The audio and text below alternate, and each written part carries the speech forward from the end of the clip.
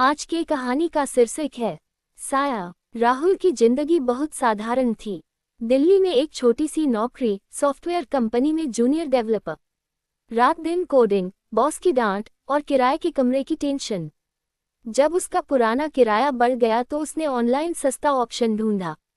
एक पुराने इलाके में, पुरानी कॉलोनी में एक मकान का बेसमेंट फ्लैट सिर्फ 7,000 रुपये में मिल गया।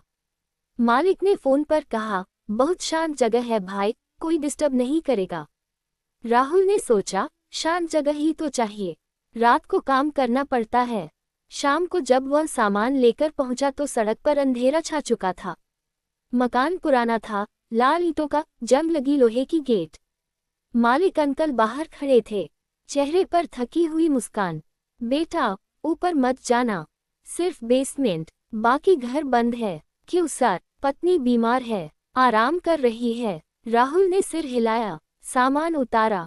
फ्लैट छोटा लेकिन साफ था। एक बेडरूम, किचन, छोटा बाथरूम। दीवारों पर पुरानी पेंटिंग्स, एक कोने में पुराना अलमारी। उसने सामान रखा, लैपटॉप सेट किया और काम में लग गया। रात के 11 बजे के आसपास पहली बार आवाज आई, टप टप टप, जैसे कोई पानी की बूंद गिर रही हो। लेकिन बाथरूम में नल बंद था। राहुल उठा, चेक किया, कुछ नहीं, वापस काम पर लग गया। दूसरी बार आवाज आई, अब करीब से, जैसे कोई उसके बैग के पास खड़ा होकर सांस ले रहा हो। उसने लाइट जलाकर चारों तरफ देखा, खाली। थक गया हूँ, उसने खुद से कहा, सो जाता हूँ। लेकिन नींद नहीं आई। तीसरे दिन उसने अलमारी में कुछ पुरानी किताबें देखी, धूल भरी। एक डायरी, चमड़े का कवर, पन्ने पीले पड़ गए। उसने खोली, पहला पन्ना, मेरा नाम प्रिया है, इस घर में मैं अकेली नहीं हूँ। राहुल मुस्कुराया, शायद कोई पुरानी कहानी। उसने आगे पढ़ा, वो हर रात आता है। दीवार के अंदर से, पहले सिर्फ सांस लेने की आवाज, फिर कदम, फिर मेरे कान में फुसफुसाता है, तुम मेरी हो। राहुल ने डायरी बंद कर दी। मजाक लग रहा था, लेकिन रात को फिर वही टप टप। अब वो आवाज अलमारी की तरफ से आ रही थी। उसने अलमारी खोली, अंदर सिर्फ पुरानी किताबें और एक लॉकेट, सोने का, छोटा सा। उसमें एक लड़की की तस्वीर, खूबसूरत लेकिन आंखें डरी हुई। पीछे लिखा था, प्रिया 2017। राहुल ने लॉकेट जेब में रख लिया, शायद मालिक को दे दूंगा। उसी रात सपना आया, एक लड़की उसके बैग के पास खड़ी थी, सफेद साड़ी, चेहरा पीला। भाग जा, वो फुसफुसाए, वो जाग रहा है। राहुल चौंक कर उठा, पसीने से तर। घड़ी में 3 बजे थे। कमरे में ठंडक थी, जैसे ऐस बड़ी ही चल रहा हो, लेकिन ऐस बड़ी ही नहीं था। अगले दिन ऑफिस में उसका दोस्त विक्रम ने पूछा, क्या हुआ यार, चेहरा उतरा हुआ है। राहुल ने सारी बात बताई।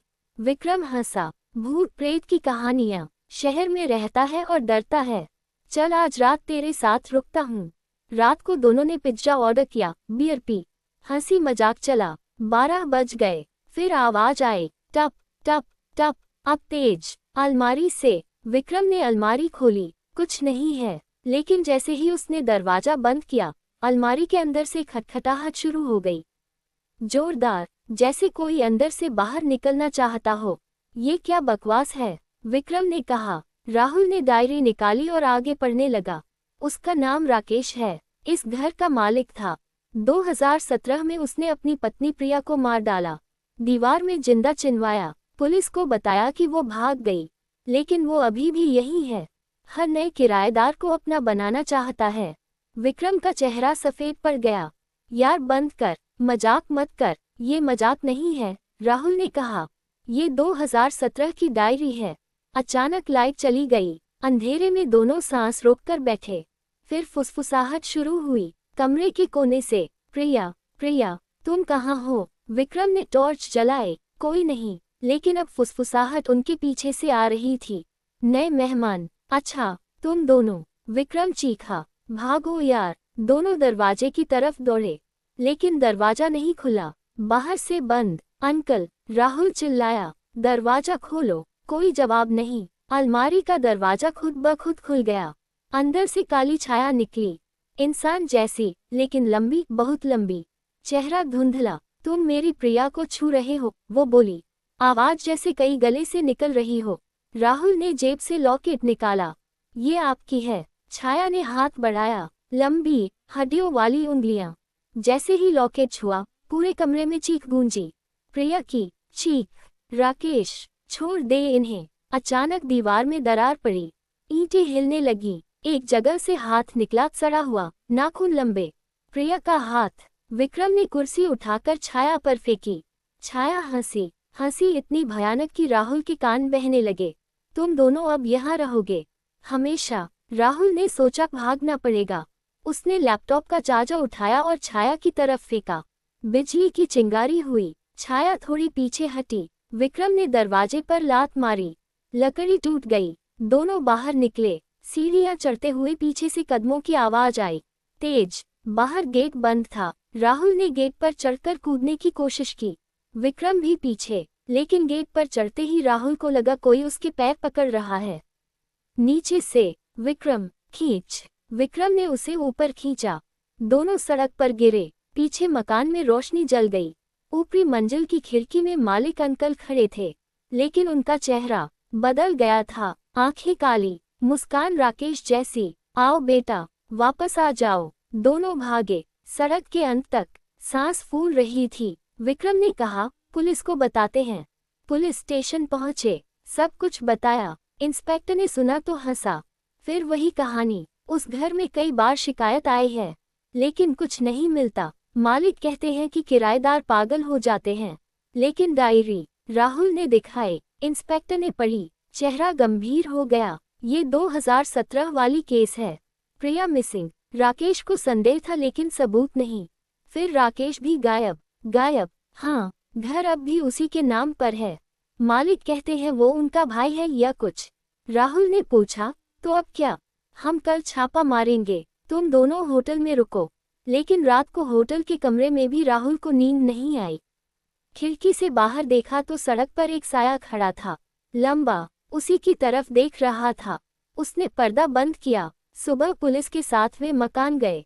मालिक बाहर खड़े थे, मुस्कुरा रहे थे। क्या बात है इंस्पेक्टर साहब, घर देखना है? जरूर। जब वे बेसमेंट में पहुंचे तो सब कुछ सामान्य था। अलमारी खाली, डायरी गायब, दीवारें ठीक। इंस्पेक्टर ने राहुल की तरफ देखा। तुम्हें सपने आ रहे थे क्या? राहुल चुप, विक्रम भी। वे बाहर निकले, लेकिन जैसे ही गाड़ी स्टार्ट हुई, राहुल ने पीछे मुड़कर देखा। खिड़की में प्रिया खड़ी थी, सफेद साड़ी, हाथ हिला रही थी, विदा की तरह या चेतावनी की। उसके पीछे राकेश खड़ा था। दोनों का चेहरा एक हो गया। राहुल ने विक्रम से कहा, यार वो अभी भी वहां है। छोड़ यार, भूल जा। लेकिन राहुल नहीं भूल पाया। 2 हफ्ते बाद वह फिर उसी इलाके से गुजर रहा था। रात के 10 बजे काम से लौट रहा था। मकान की लाइट जल रही थी। उसने गाड़ी रोकी। अंदर से आवाज आई, राहुल वापस आ गया। उसकी अपनी आवाज। उसने गाड़ी तेज कर दी, लेकिन रियर व्यू मिरर में देखा, पीछे सीट पर प्रिया बैठी थी। तुमने लॉकेट लिया था ना, वो अब तुम्हारे अंदर है। राहुल ने चीखकर ब्रेक मारी। गाड़ी सड़क किनारे रुकी। पीछे कोई नहीं, लेकिन अब उसे हर रात महसूस होता है कोई उसके कंधे पर हाथ रखता है। जब वह अकेला होता है तो फुसफुसाहट सुनाई देती है, तुम मेरी हो, अब हमेशा। उसने नौकरी छोड़ दी, शहर छोड़ दिया, लेकिन जहां भी गया वो साया पीछे पीछे। एक रात उसने होटल के कमरे में आईना देखा। उसकी आंखें बदल गई थीं, थोड़ी काली। राकेश मुस्कुरा रहा था आईने के अंदर। अब तुम तैयार हो? राहुल चीखा, लेकिन कमरे के बाहर कोई नहीं सुना, क्योंकि अब वो भी उसी मकान का हिस्सा बन चुका था।